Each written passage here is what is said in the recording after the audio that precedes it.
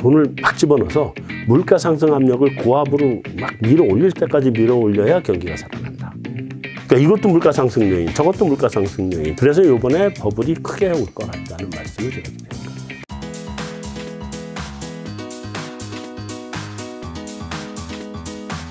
오늘 주제는 위기의 시작점입니다. 상가 얘기 나와서 그런데 요즘에 네. 뭐 꼬마 빌딩, 네. 상가 투자하시는 분도 많고 한데 네. 거기다 오피스텔까지 이런 거는 투자 좀 괜찮은 건가요? 오피스텔은요, 네. 유행도 지났잖아요. 그렇죠. 오피스텔 투자는 유행도 지났고 사람들이 이제 다 알아버렸죠. 한 6년, 7년 지나고 나면 그 냉장고에서부터 무슨 에어컨 다 갈아줘야 되고 화장실 다 고쳐줘야 되고 싱크대 고쳐줘야 되고 이 돈이 더 들어간다는 걸 사람들이 알아버렸어요. 네. 이제 원래도 수익률이 별로 안 좋거든요. 네. 요즘 새로 분양한 오피스텔은 4% 나오나요? 수익률? 그럴 거예요. 뭐 6% 주장을 하는데 실제 보면 6%가 다 나오지도 않고. 네. 다음에 거기서 세금도 내야 되죠. 네. 뭐 그러고 나면 이제 한 6년 지나고 나면 고쳐주기 시작해야 되죠. 네. 남는 게 별로 없어요. 그렇다고 재산 가치가 증식되질 않잖아요. 오피스텔은 값이 안 오르잖아요. 맞아. 네. 그러니까 그렇다게 보면 오피스텔보다는 전 차라리 오히려 저는 아직까지 동학개미입니다만 네. 서학을 안 합니다만 차라리 오히려 오피스텔에 투자할 것 같으면 미국의 S&P의 배당주 ETF가 있어요. 그걸 사는 게 나아요, 차라리. 네.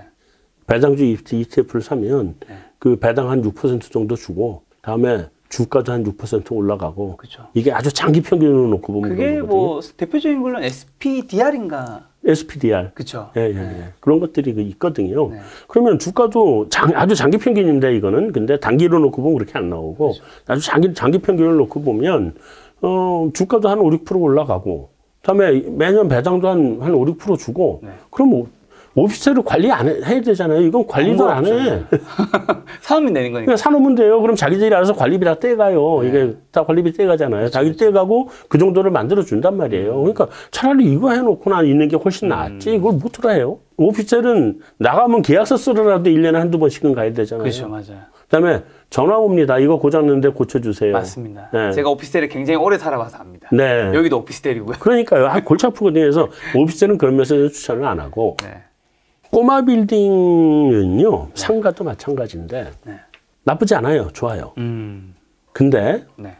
꼬마 빌딩이나 상가는 절대로 이 물건을 잘 고르는 눈이 있어야 돼요. 아, 그렇죠. 그거 없으면 망합니다. 네. 제가 지금 저 전세 산다고 말씀드렸잖아요. 네. 제가 전세 사는데 어디 사면 저기 신분당선 수지 동천역 있는 근처에 사는데 네.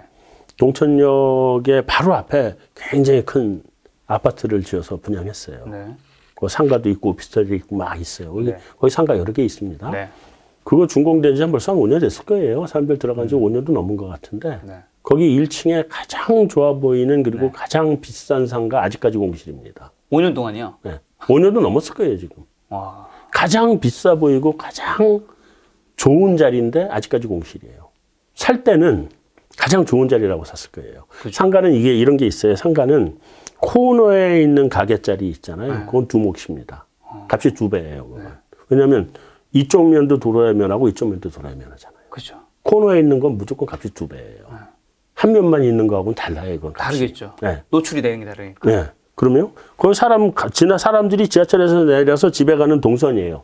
동선에 바로 코너에 있는 자리인데. 그렇죠. 지하철 여기 항상 그 꺾이는 데 있잖아요. 네. 그런 자리인데 지금까지 한 번도 임대해서 장사하겠다고 들어온 사람이 있는 걸 못 봤어요. 지금까지 공실이에요.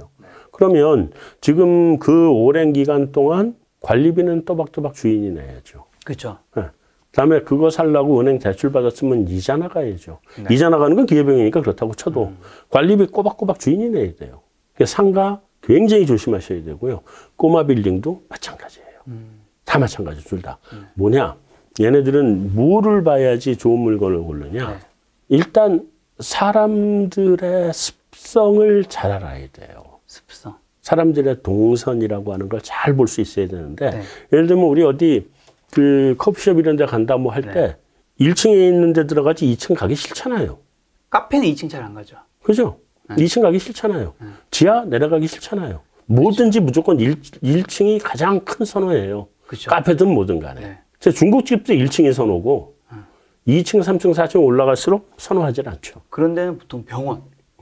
병원이 들어가는데 그럼에도 불구하고 이게 병원이니까 어쩔 수 없이 6층, 10층이라도 가야 되니까 가는 거지.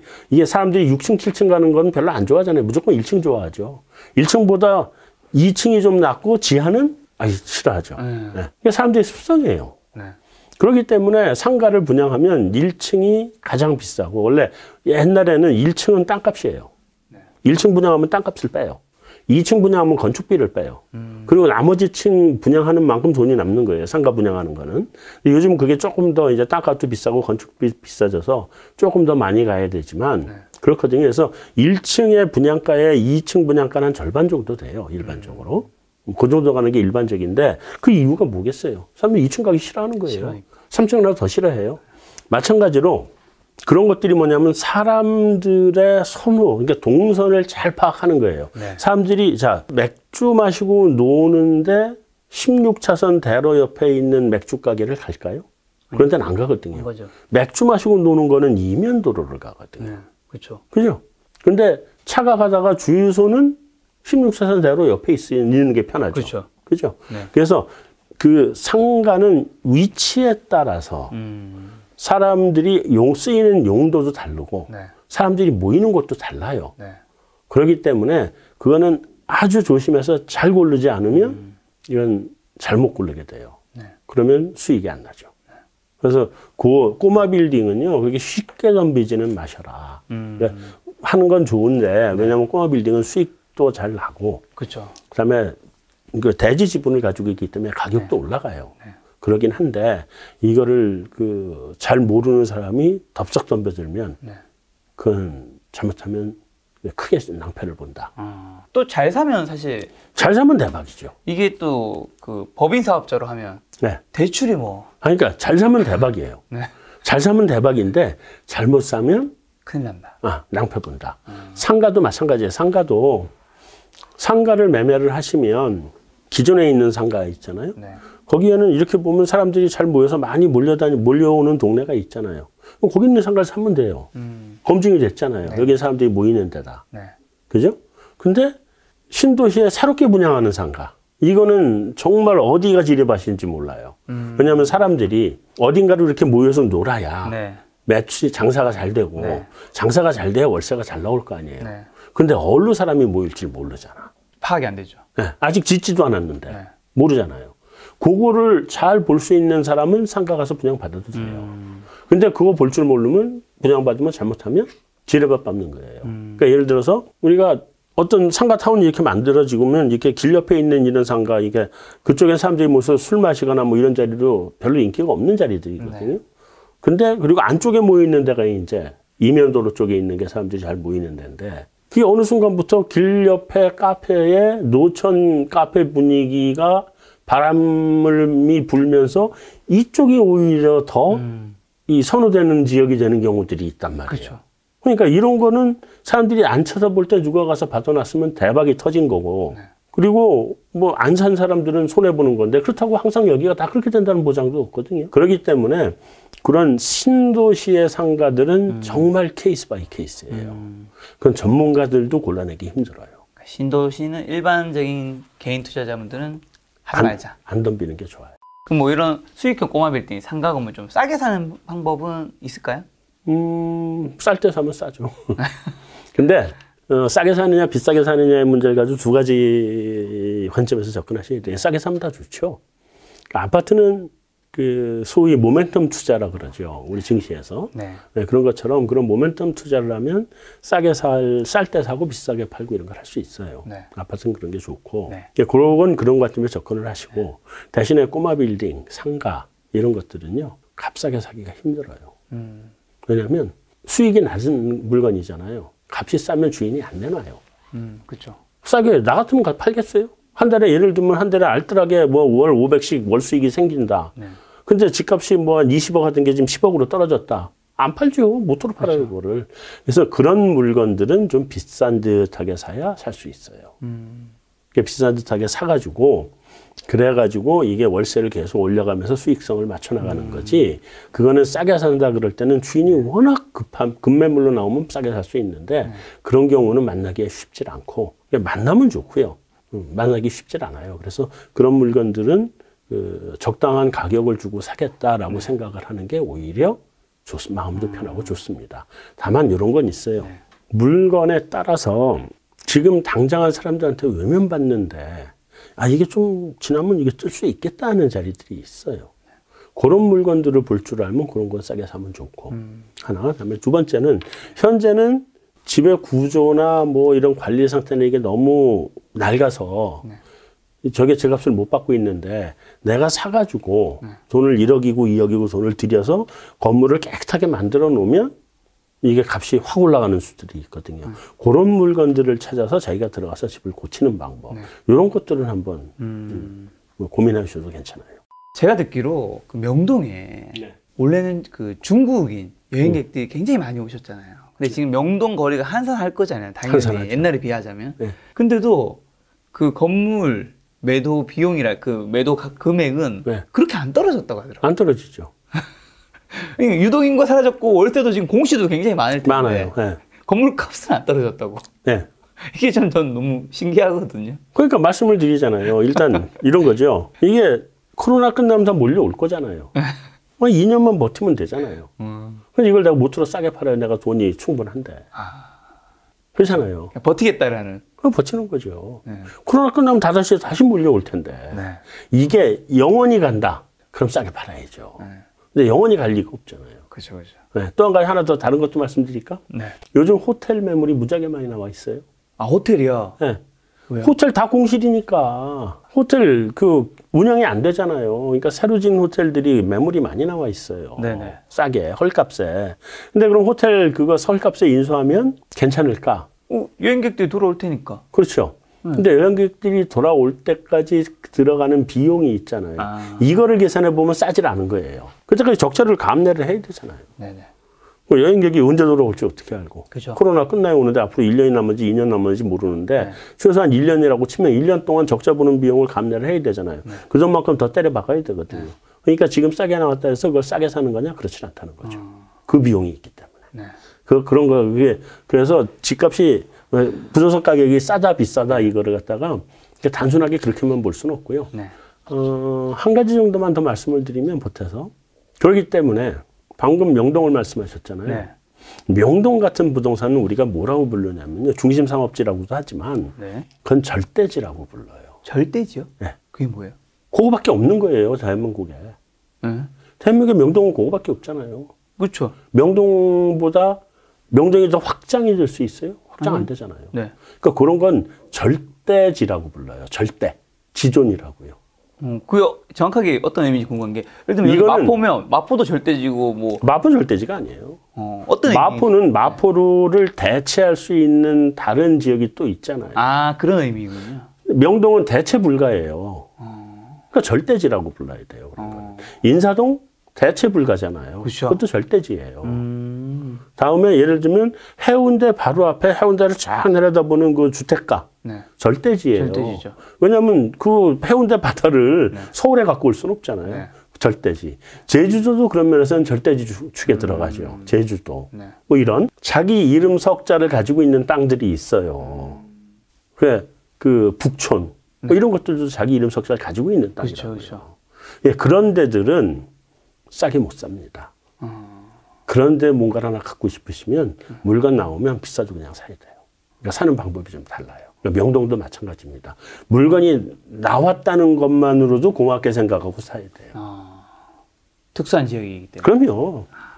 그럼 대체 불가능한 지역들을 잘 보셔야 돼요. 그런 건 다 절대지라고 부르거든요. 그러니까 그 대체 불가능한 지역들이니까 그런 거를 살 때의 매수 전략은 다른 거 살 때의 매수 전략하고는 다릅니다. 그냥 비싼 돈 주고 산다. 지금 뭐 최근에 내신 책도 트리플 버블이잖아요. 버블이 뭐 3가지 종류 뭐 이런 거 말씀하신 것 같은데. 버블이 생겨나는 이유를 사실 잘 이제 보셔야 되는데 제일 먼저 쉬운 거는 우선 돈 무지하게 풀었잖아요. 그렇죠. 유동성. 돈 무지하게 풀었는데 이 돈을 무지하게 풀어놓으면은요 물건값은 무조건 올라가요. 물가는. 그렇죠. 이게 이제 뭐 화폐 수량설 뭐 이런 거로도 얘기하고 여러 가지로 얘기를 하는데 이거는 물가 상승이라고 보시면 안 되고 원래는 경제학에서는 이건 물가 상승이라고 배우질 않고요. 돈을 풀어서 가격이 올라가는 거는 가격 레벨이 여기에서 일로 이동을 한 거예요. 이거 물가 상승이 아니고. 왜 물가 상승이라 그러려면 이거 이후에도 꾸준히 올라가야 되거든. 근데 이거는 돈을 예를 들면 한번 퍼부었어. 그러면 이게 새로운 가격으로 올라가요. 그럼 올라가는 게 물가 상승처럼 보이는데 이 가격에 올라가서 옆으로 가는 거거든. 새로운 가격대를 가는 거예요. 네. 그래서 이거는 물가 상승이라고 정확하게 물가 상승이라고 하기보다는 그 가격이 새로운 가격대를 찾아가는 거. 네, 이거는. 근데 어쨌든 물가는 상승하잖아요. 2배를 뛰고 3배를 뛰니까. 그렇죠. 네. 그래서 이제 그게 하나. 그 다음에 이제 원자재 쪽에서 나오는 코스트 푸시라고 하는 게 있어요. 네. 이제 이거는 서플라이 공급 측이에요. 공급 측은 코스트 푸시를 해요. 네. 지금 원자재 가격이 작년 4분기부터 막 올라왔잖아요. 엄청 올랐죠. 엄청 올랐죠. 근데 제가 이 트리플 버블을 쓴 게 그때 썼는데 그때 원자재 가격 올라오는 거 이제 지금처럼 오르진 않았는데 올라오는 거 보면서 아 이게 원자재 슈퍼사이클 오는구나 하고 생각을 했어요. 그래서 그 얘기를 쓴 건데 이 원자재 슈퍼사이클이 지난번에 온 게 2006년부터 2011년 정도까지. 네. 중간에 서브프라임 사태 터졌고, 네. 그리고 이제 슈퍼사이클이 더 갔죠. 11년 정도까지 꽤 길게 왔었는데. 네. 그리고 2011년부터 지금까지 10년 동안 원자재 시장이 죽었잖아요. 그러면 그 사이에 공급이 다 위축이 됐거든요. 네. 근데 이제 돈 퍼부니까 수요가, 이제 앞단에서 수요가 잡아당기니까 공급이 이게 한꺼번에 늘지 않는 동네잖아요. 그 동네가. 광산 새로 개발해야 되는데 시간 오래 걸리잖아요. 그렇죠. 네, 그런 것처럼 그렇게 해서 이게 원자재 슈퍼사이클이 오기 시작을 했고 그게 요번 원자재 슈퍼사이클이 제가 생각엔 2011년 원자재 슈퍼사이클을 뛰어넘을 겁니다. 가격으로. 네. 그러니까 구리 가격 그 전거점 2011년 가격 거의 육박을 했고요. 거의 차이 얼마 없습니다. 네. 철광석 가격은 뛰어넘었어요. 네.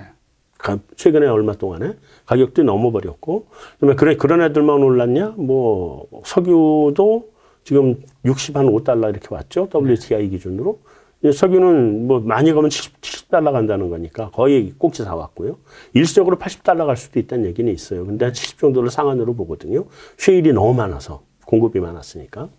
지금 거의 꼭지까지 왔고, 그것만 올랐냐? 뭐 이 곡물 다 전고점 대비 한 80% 이상 왔고.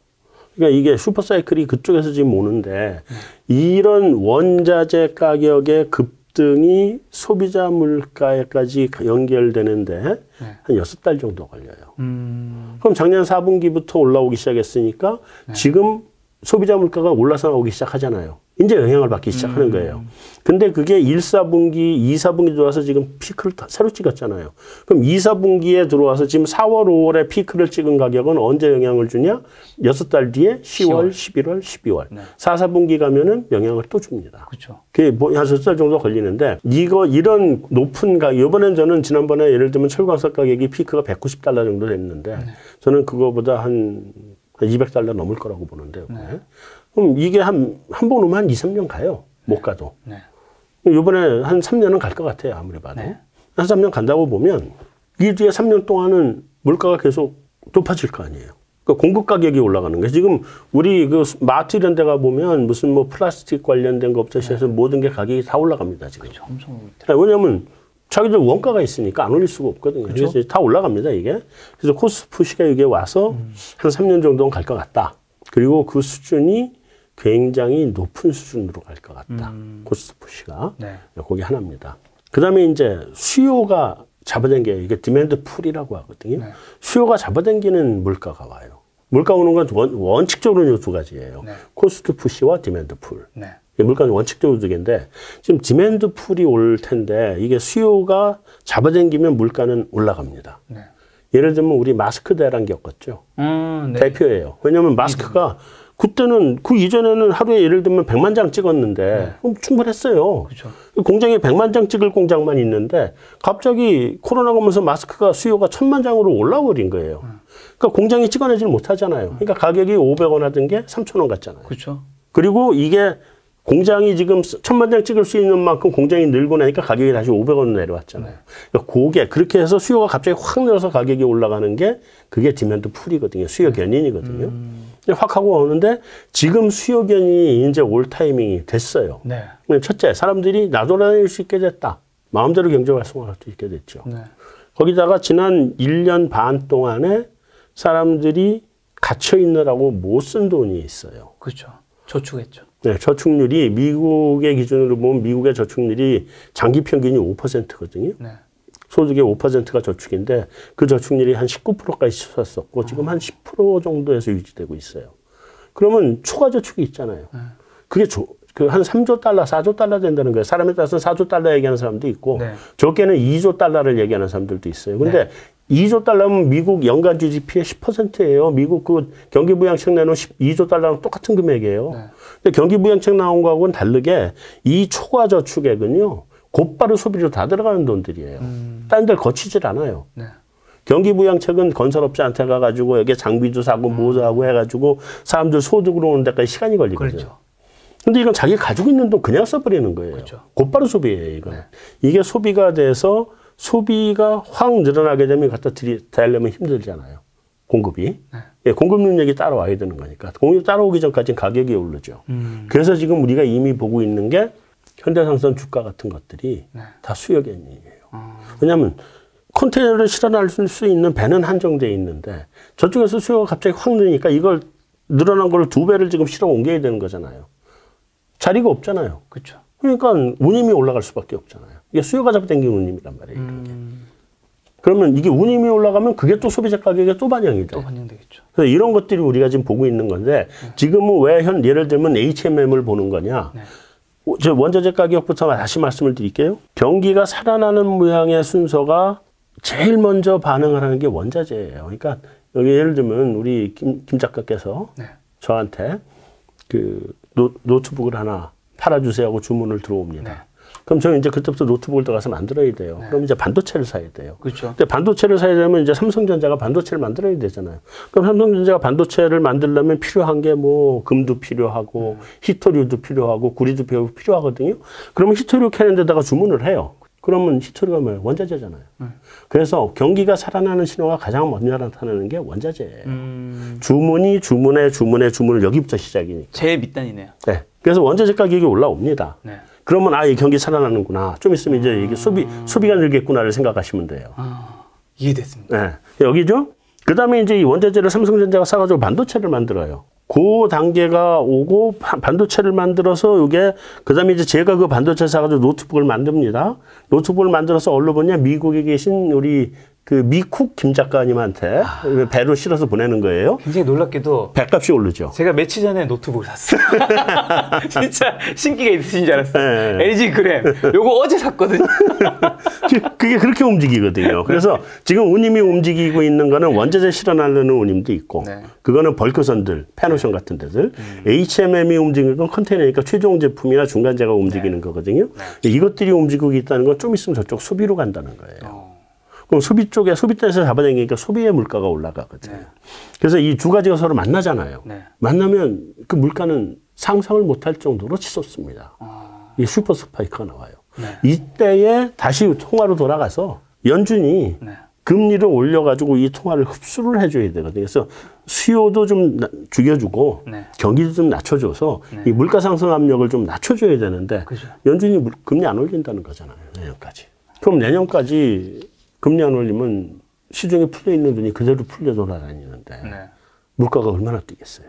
아까 그랬잖아요. 돈을 퍼부으면 새로운 물가 레벨로 간다고. 네. 그러니까 이것도 물가 상승 요인, 저것도 물가 상승 요인, 네. 저기도 물가 상승 요인, 세 개가 만나거든요. 네. 그래서 이번에 버블이 크게 올 것 같다는 말씀을 제가 드리는 거예요. 그럼 연준은 왜 안 하는데? 연준 안 하는 이유는 여러 가지가 있죠. 이 부분을 해석을 이제 어떻게 하느냐에 따라서 네. 비관론자로 비춰질 수도 있고 네. 또는 요즘 얘기하는 MMT, 이게 현대통화이론처럼 볼 수도 있고 네. 그런 건데 이거를 과거 기준으로 그러니까 통화론자 쪽의 관점에서 보면 지금 금리가 한 4% 단 올라와야 되거든요. 네. 근데 이게 이제 그 현대통화이론 쪽의 MMT 쪽의 논자의 관점에서 보면 지금 금리를 올릴 수가 없어요. 지금 돈으로 경기를 살려가지고 가는 거예요. 이쪽에 이게 4차 산업혁명 때문에 그런 건데 4차 산업혁명이 오면서 네. 이 IT 혁명이 일어난 거잖아요. 그렇죠. 지금. 근데 옛날에 우리 3차 산업혁명은 일자리를 늘려주는 혁명이었어요. 맞아요. 뭘 하든지 사람이 필요했어요. 그렇죠. 근데 4차 산업혁명은 이게 발전되면 발전될수록 사람이 필요 없어져요. 그러다 보니까 고용이 늘질 않아요. 고용이 줄어드는 혁명이에요. 이 혁명이 지금. 그러니까 구글에는 구글 직원은 늘어나겠지. 그렇죠. 근데 구글 직원은 늘지만 이쪽에 현대자동차 직원은 줄어드는 거예요. 서비스직이 준다든가. 네, 다른 데가 다 줄어드는 거예요. 그게 그것 때문에. 그래서 이게 첫째는 고용이 준다. 두 번째는 고용 자체의 질이 파편화된다. 그러니까 긱 일자리라고 하잖아요. 그게 우버 일자리 아니면 무슨 뭐 오토바이 배달 일자리 이런 아주 그 실업 상태에 취약한 일자리만 많이 생기다 보니까 금리를 올리면 여기가 타격을 너무 많이 입어요. 그러니까 금리를 마음대로 올리지 못하는 거예요.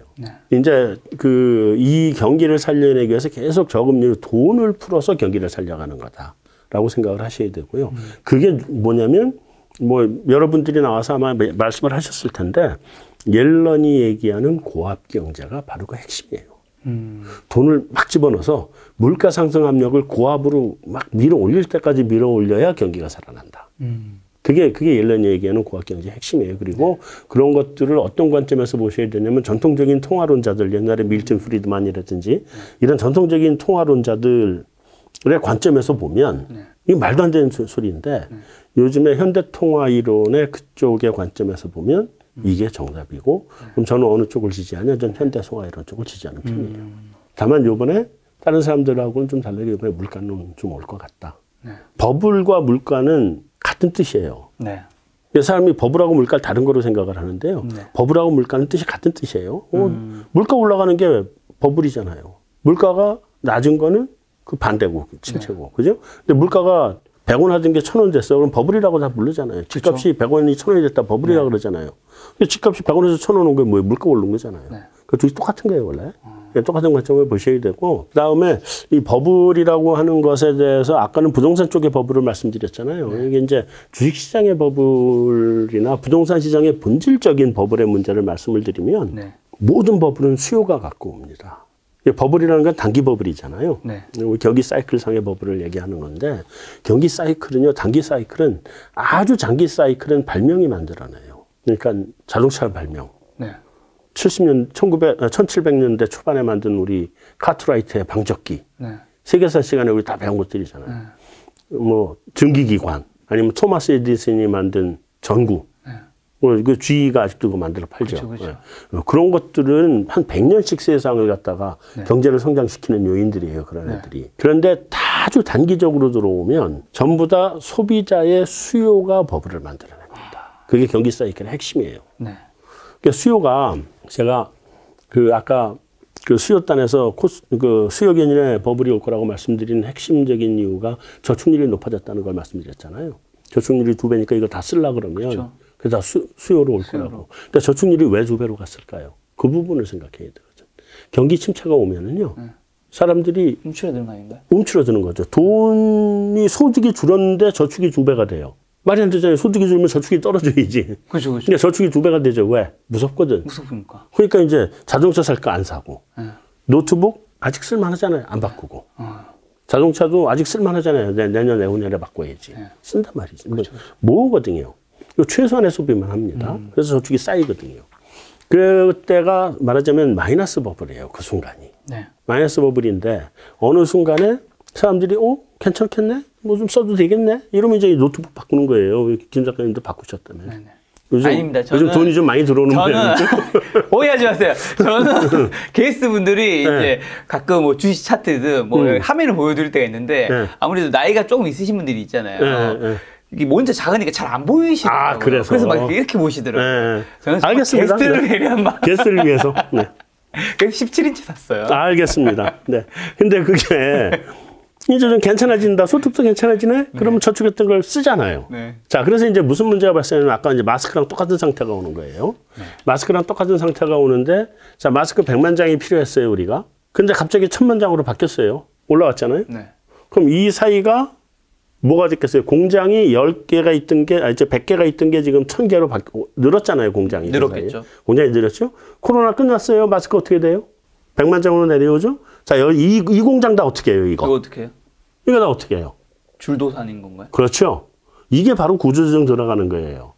그래서 버블이 생기는 거는 수요가 100만 개에서 1000만 개로 올라와서 버블이 생기는 거예요. 그 사이에 가격은 다 뛰어요. 근데 공장이 1000만 개가 됐잖아요? 천만 개가 됐으면 가격은 정상화되긴 하는데 어쨌든 이 공장은 돈 많이 벌고 있을 거 아니에요, 이 사이에. 근데 어느 순간에 이제 더 이상 이게 필요 없어. 그래서 아까처럼 뭔가 무슨 위기가 와. 그래서 다 불안해. 저축으로 돌아갑니다, 그 순간에. 소비 다 줄이고. 저축으로 확 돌아가면 이렇게 뚝 떨어지잖아요, 소비가. 그럼 그 사이에 생겼던 이 공장들. 이거 문 닫는 게 버블 붕괴예요. 쉽게 말하면 어떻게 보면 수요 공급 같은 거네요. 그렇죠. 수요 공급이에요, 버블은. 그래서 이게 수요가 갑자기 꺼지면서 그 공급 부문에 초과가 생기는 게 버블 붕괴예요. 공급 부문에 초과가 생겨서 이제 공급은 구조조정 해야 되잖아요. 네. 그럼 어떻게 돼요? 여기 생겨났던 일자리가 100만 명이 필요했었는데 지금 1000만 명으로 일자리가 늘어났었잖아요. 다시 100만 명으로 내려가. 그럼 900만 명 일자리는 날아가죠. 그러면 이 사람들 소비 못 하잖아요. 경기 침체. 그렇죠. 네. 이 구조조정 과정을 겪을 수밖에 없는 거고요. 모든 버블은 수요에서 생긴다. 그리고 붕괴도 수요에서 온다.